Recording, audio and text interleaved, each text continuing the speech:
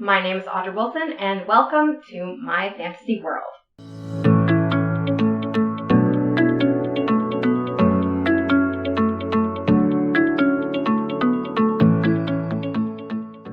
Until I started this channel, I didn't realize just how many holidays, celebrations, and just overall observances that we have in this day and age. Some of which I don't think I've ever heard of, but the ones this month I have definitely heard about. So this month's themes for posts are going to be focused on these 4 topics. Number 1, obviously you can tell by the title, International Women's Day, also Irish American Heritage Month, Women's History Month, and of course, St. Patrick's Day. Also, I'm really excited this month because I have just opened up the newsletter subscriber page on my website, audreybwilson.com. It's called Subscribers Nook, and it'll give you access to inspiration galleries, sneak peeks into the Callios Files, which is what Unveiling the Facade is the first book of, and more as time goes on. This is going to be where I put my initial reveals, so if you want to take a look at book cover reveals, release dates, and some other stuff that'll be sneak peeks, definitely subscribe to the newsletter. Also, before I get into today's topic, don't forget to like, comment, and subscribe to the video, follow me on Twitter and Facebook, and, of course, sign up for the newsletter. All links are in the description below. Alright, without further ado, let's talk female authors. Okay, I'm going to be honest right up front. When I pick up a book, I do not typically care about the gender of the author. I really couldn't give 2 shits about it. Hell, I couldn't even give 1 shit about it. All I care about is that there is a good story. If I see something in the blurb that I don't really care for, I'm not going to pick it up. The only thing I judge a book by is the blurb. Not the cover, not the author, the blurb. And my opinions on that are not going to change. I don't care whether somebody is a male or a female. That's an author. As long as the book is good, that's good enough for me. But I did notice in the past few months that my library is a little lacking. Not so much in diversity, because I have things written by people of all walks of life, but my physical library, let's just say it's a little outdated. I mean, seriously, in the past 6 months, my most recent purchases have been mythology books, philosophy, gifts for other friends, and only 2 fiction books. And those 2 fiction books were only in the past 2 months. One was by my friend Scarlett Calloway, Temptation's Embrace. The other is by Ruth Ware, The Woman in Cabin 10, and the only reason why I bought this is because it's for a book club.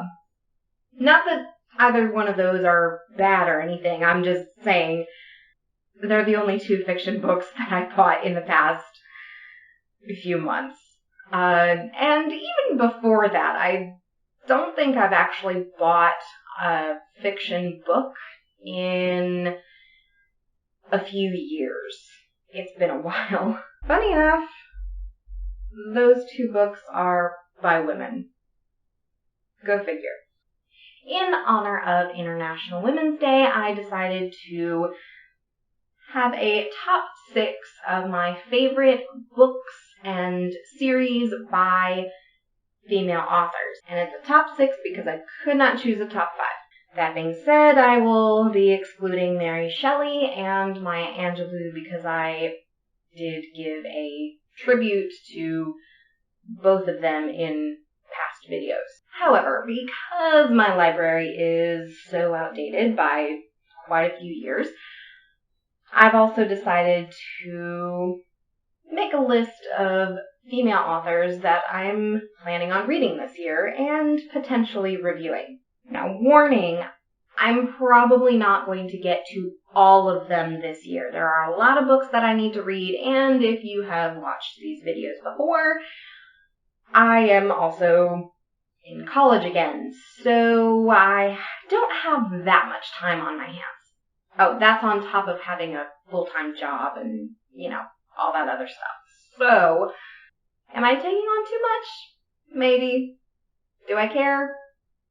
No, because I'm going to be reading good books. The goal with this list is for me to take one and review at least one a month, hopefully. I'm not making any promises to that because, again, I'm probably not going to have that much time on my hands. And I'm excluding this month. Also, if you have any book suggestions for me, it doesn't have to be by a female author. It can be by anybody. I don't care. If you have any book suggestions that are in the sci-fi fantasy genre, leave a comment and hopefully I'll get to those as well.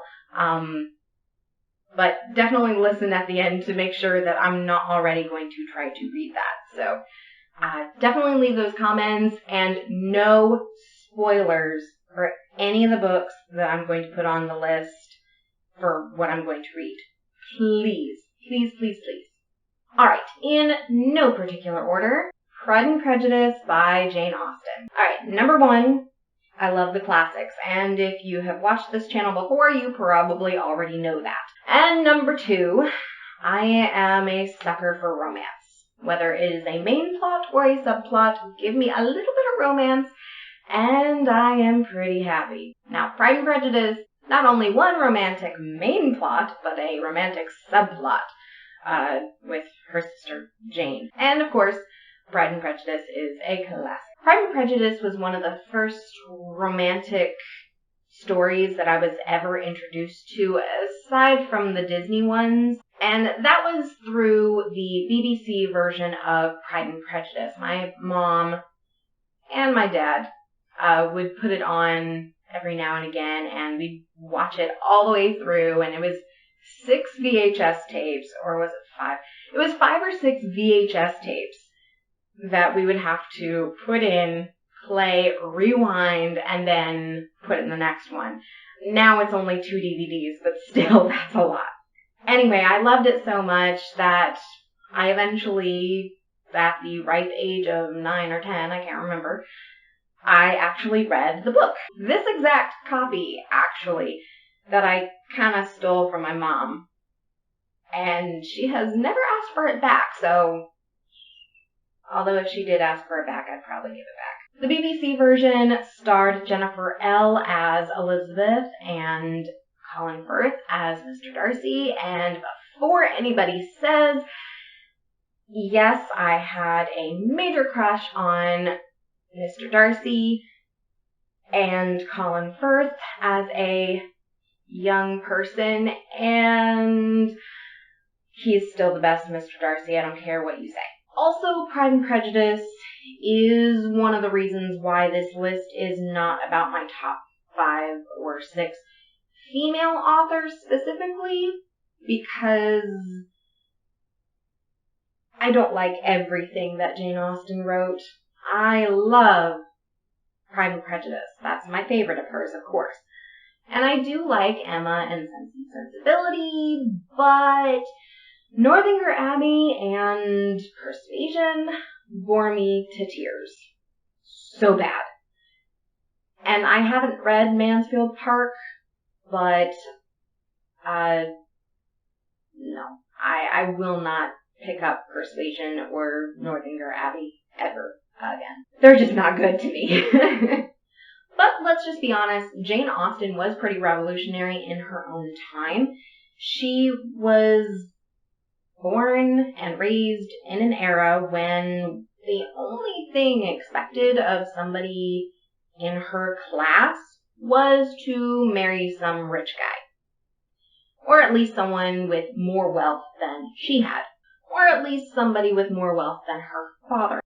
Her father was a clergyman, and while they were not necessarily the richest people, they were still kind of high up there because of the status of the church and stuff like that. But not only did she not marry, which is what was expected of her, she mostly published herself.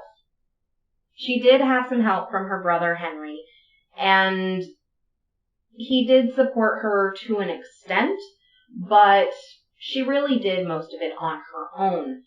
When she was finally published, she had picked out the publisher, she had made the agreements and all that to start her career as a writer. And when she had disagreements with her publisher, she went to a different publisher herself. Her brother didn't really have much control over that. He did help her a little bit. I'm not going to say he didn't, because he did, and in that time frame, it kind of was the only way that she could do it to an extent. She did mostly support herself through her writing and the sales of her books. And that's pretty good considering the time frame. Next is the Shadow Chasers series by Seresia Glass. Now, I'm a little behind in this series by quite a few years, but I love this series so much. I really need to get into it again, and I will be reading it alongside the other books that I'm going to list, but I really cannot give this enough praise. And the reason I cannot give it enough praise is because it's one of the few urban fantasy books that I actually enjoy, aside from the occasional werewolf novel here and there. And there's a few reasons why I love this series so much. Number one is the mythology and lore that she kind of brings in. Number two, it gives me kind of Buffy the Vampire meets Indiana Jones vibes, which is super, super fun. And yeah, if you have those kind of elements, I eat it up. I love it. And number three, it is set in Atlanta, and normally that's not that big of a deal to me where something is set, even if it's a place I have lived before. But the reason I like this so much is because you can tell that, number one, she lives there. Seresia Glass is from Atlanta. She lives in Atlanta. She still lives in Atlanta. And it's the insider knowledge that only people from Atlanta or who have lived in Atlanta would really get. She knows the names of places. She knows too much about the area. And even before I looked her up after I read the first novel, I could tell she had at least been there, if not lived there. And then of course I found out she does live there. It just puts you more immersed into the story. I've read books where I have lived in those places, and there are certain things that you just can't do. Right now, I live in Florida, and we may not be as big a state as Texas or California, but it still takes a while to get places. If your book is set in Orlando, Florida, you're not going to be going to the beach every weekend. It's just not going to happen. It takes at least 3 hours in good traffic to get from Orlando to the beach. Either beach. Doesn't matter. It takes a while to get there. So I am a little critical when it comes to that sort of thing. And honestly, nobody goes to the beach every weekend when you live in the center of the state. It just doesn't happen. Hell, even when I lived close to the coast, it didn't happen, although that might be just a me thing. I can also really relate to Seresia Glass as an author because, well, by her own admissions, she's a slow writer, and I certainly feel like I am a slow writer. I feel like I should have published this book a long time ago, but I haven't. So that's why I have goals, right? Like her, I have a more stable job outside of writing, and I find it really cool that she watches anime. I like the occasional anime every now and again. Honestly, I probably won't get most of her other books or series simply because they just don't seem to be in my niche. I'm not the biggest fan of paranormal romance, and that seems to be what she's going for, at least as far as her own set of books is concerned. Obviously, if she came out with some more of the Shadowhunters or something along those lines, I would absolutely eat it up. That being said, her current list of books is not really my cup of tea. And then I have the Harry Potter series by J.K. Rowling. I know. She's come under fire in the past few years for the comments that she has said. And honestly, that doesn't take away from my enjoyment of the series. If you disagree with me, that's fine. And if it ruins the series for you, I'm sorry that it does. But it doesn't change any of the hours that I've spent enjoying the series. So it is on this list because I love the series. I don't have to love the author as a person, but I do love the series. And it's something that I probably will always enjoy. Let's face it, my generation grew up on Harry Potter. And what was cool about it was written for her kids. She wrote the first book while she was a waitress and often was writing on napkins to read stories to her children at night. And because of that, Harry grew with us. If you look at the Sorcerer's Stone and then compare it to the Deathly Hallows, there is a major, not only reading difference, but just a difference in tone in general. The first book is very fun and exciting and all gets wrapped up in the end. The later books just pile on to that. And it was one of those series that captivated so many kids and inspired so many new readers that, yeah, it's probably always going to be up there in my estimation. Now, of course, the story takes more precedent to me over anything else, and it's a great story. It's also got several tropes and themes that I absolutely love. Most people don't like The Chosen One anymore, but that is because Harry Potter made it popular and it got overused. I still love the Chosen One trope. I love the hero's journey, and it has a bunch of magical creatures, which I am absolutely in love with, and it has a hidden world and the magic school and all this other stuff that just makes it fun. I mean, who in my generation as a kid did not randomly pick up a stick growing up and start saying Wingardium Leviosa? It just didn't happen. Everybody did that shit. Alright, up next we have the Alpha and Omega series by Patricia Briggs. Okay, I'm a little behind on this series too, by a few years, again. So it's definitely going to be one of those books that I pick up and finish the series. And I don't think there's any more than 3 for that series, but I could be wrong. But it's about werewolves, and it has a little bit of romance. I did mention that I like both of those things, right? Now, I don't know that much about Patricia Briggs herself, so I can't really say anything about that. But I do love her books. And, of course, the Alpha and Omega series is my favorite. I do like the Mercy Thompson series, and I have read a couple of her other books. She has a lot of them, and they all seem to take place in the same sort of lore universe kind of deals. And typically she writes urban fantasy mixed with a little bit of romance, so yeah, I definitely eat that up. I don't really have much to say about this other than it's a very fun read. It has a lot of lore going on as far as the werewolves are concerned. If you read the Mercy Thompson series, there's such thing as a were-coyote, which is really cool. So definitely check that out too. But of all the Patricia Briggs books, this is the one that I go back to and I reread every now and again. Next up, Just Ella by Margaret Peterson Haddix. Okay, this is another one that I can reread over and over and over and over and over and over and over again. Number one, it's a Cinderella book that turns the story kind of on its head.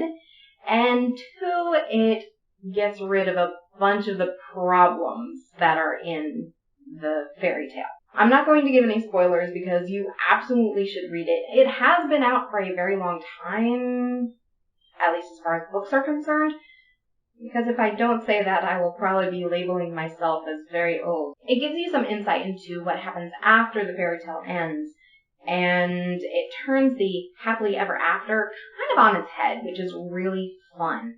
And last but not least, The Giver by Lois Lowry. It's one of those books that really grows on you. I didn't even know that it was actually a series, so I may go back and read the other 3 books that are in the series, so I'm already adding to my list, aren't I? It's also one of the few dystopian, utopian books that I do like, and the reason I don't really care for dystopian, utopian books a lot is because of a lot of the tropes that go along with it, but I still enjoy it. I love it. Again, I don't really know that much about Lois Lowry herself, but I really enjoy The Giver, and I'm definitely going to have to check out the other books. So, as you can see, there is kind of a outdatedness to my list. It's either very old, it's part of a age range that I'm not necessarily into nowadays, or I'm just not caught up, and I need some new material. No time like the present, right? Here's a list of authors that I'm planning on looking into, and the books that kind of caught my interest, so here we go. Again, in no particular order, N.K. Jamison, author of Obelisk Gate and Fifth Season. Shayna Vernon, author of Assassin's Daughter. I have reviewed her before, and I'm definitely going to finish the series of what is out so far for The Assassin's Daughter, The Assassin's Revenge, and I forget the name of the one that's coming out, but I'll put it in the description. Helene Walker, author of Golem and Ginny. Nnedi Okorafor, author of Who Fears Death and Binti. Jenna Moreci, author of The Savior's Champion and The Savior's Sister. And Amanda Boucher, author of A Promise. Like I said, I'm probably not going to get to all of them, and I will try to have at least one of them reviewed per month going forward. So we'll see if they knock some of my top 6 out of the way, or maybe next year I'll have a top 10 or more for International Women's Day. As always, thank you so much for watching. Don't forget to like, comment, and subscribe to the channel, follow me on Twitter and Facebook, and sign up for the newsletter. Links in the description below. Until next time.